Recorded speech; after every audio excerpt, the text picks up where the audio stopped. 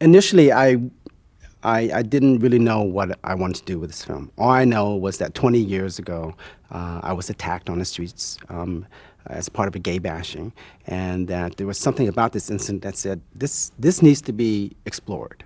From my point of view, and not really knowing how, but through the next 2 decades, uh, keep just I just kept on researching, kept on collecting information as I could, and finally saying, yes, I'm going to do this.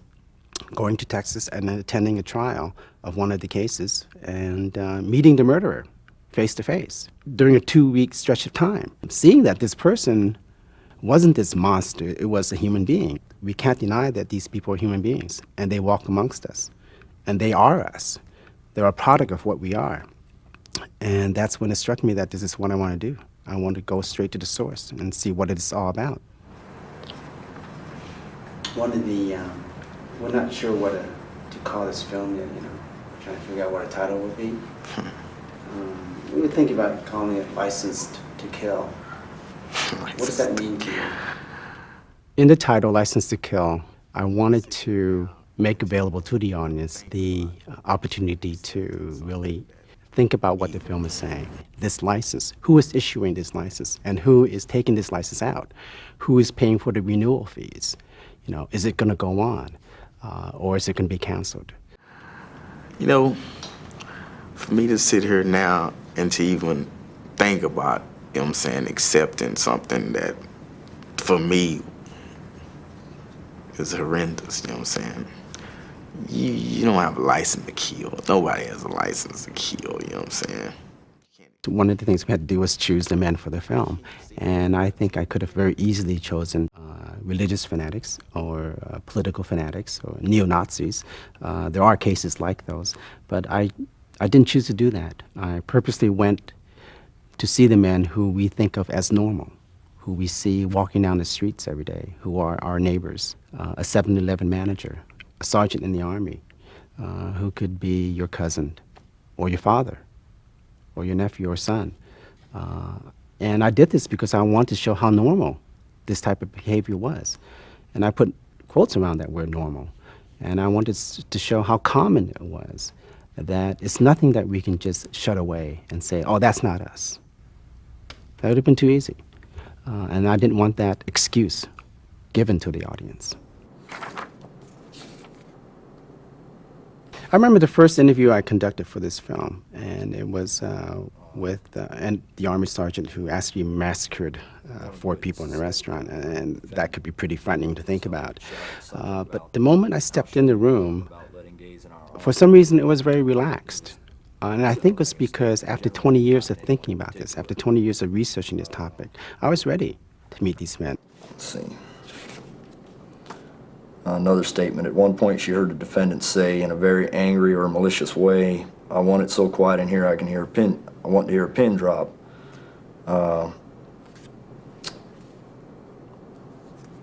Defendant said, shut up, bitch, or I'll blow your head off. Seconds later, he appeared from around the corner and said, I told you bitches to shut up. And then he shot one of the people in the restaurant. I think if I had done this film immediately after I was attacked, I would have been a mess, an emotional mess, and that wouldn't have helped anything. Well, it would have made a different film. But I was ready for this, and I was actually very excited to meet these men. When was the first time you heard about homosexuals? Like when I was in 8th grade. It was in science class. And I remember my science teacher, Miss Bloom, she... And the fact that they were articulate and open in terms of talking about their lives and their crimes in detail made that even more exciting for me as a filmmaker. Because I knew as I was interviewing these men and talking with them that I had materials to bring back to my editing room and to express my ideas, not through me, but through them. Wrote down in, my own words that I didn't approve of it. I didn't think it was right, and I didn't think that any good could come out of it. And they were able to contextualize their lives within a larger social arena, which is exactly the kind of films I enjoy watching and making, but from a very personal point of view. And that I didn't expect. I think most people who will want to see less than educated people on talking about these crimes, but I don't believe that they are. I think they had time to think about it and were able to articulate their crimes and their lives. And that surprised me a lot. In 1977, I was attacked by 4 teenage boys who were roaming the streets of San Francisco to harass gay men. When I first conceived of this film, I mean, with this point of view of meeting the perpetrators face to face, my personal story as a victim was not a part of it. But as I proceeded in cutting the film, putting it together, I found that there was a missing point of view, which was the victim's point of view, and that there was almost too much sympathy, too much compassion for these men, so that there was no context in terms of their crimes. So I started to put in acknowledgments of the victims, their victims, but that still didn't quite do the trick, until one day I started putting in my story, very briefly.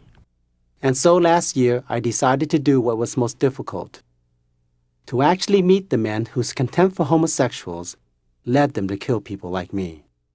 And that's all it took. And it just happens for a brief moment in the film.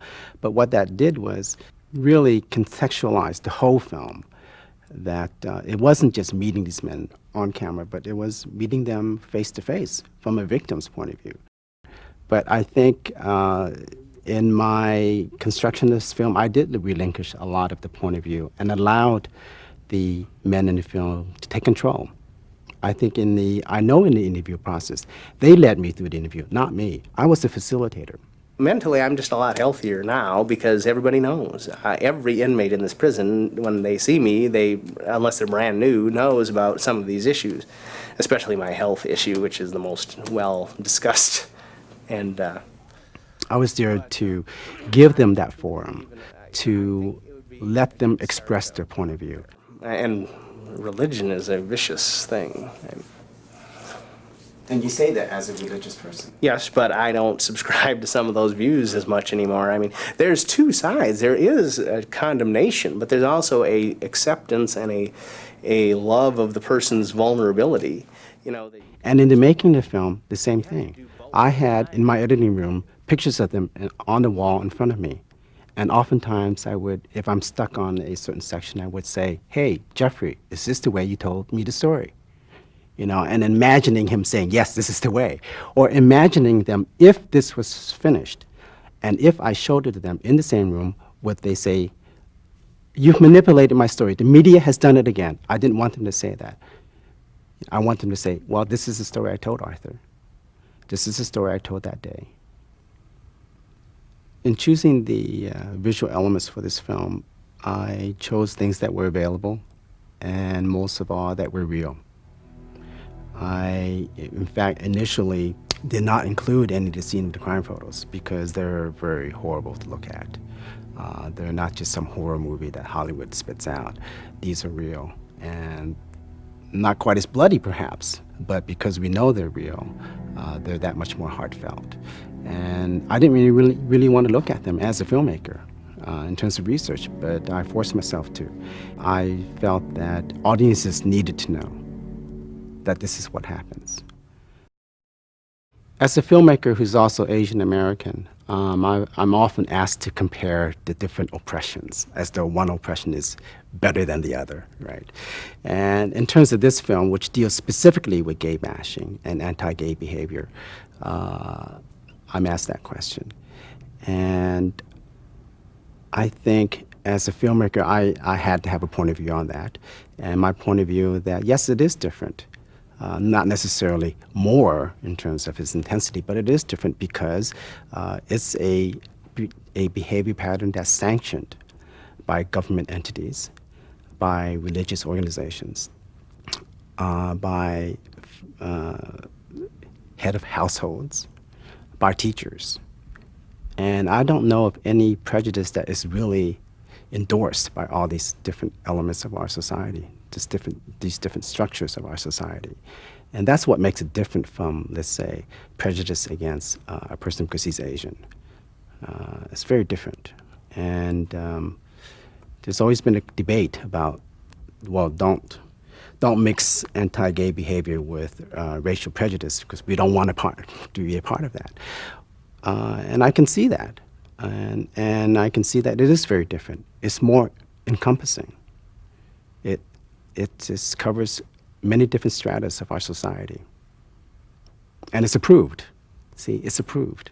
I think that's a key difference, is that anti-gay prejudice is approved. And that's what makes it so dangerous.